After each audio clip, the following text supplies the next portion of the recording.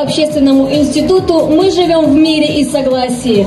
Уважаемые председатели всех этнокультурных объединений, в течение 31 года вместе с нами встречают Сабантуй. И сегодня они во главе с руководителем секретариата Ассамблеи народа Казахстана Павлодарской области Дощанова Кымбат Ильясовна вместе с нами. Давайте поблагодарим их аплодисментами.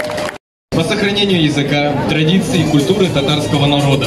И мы признаем их вклад в это дело и говорим спасибо.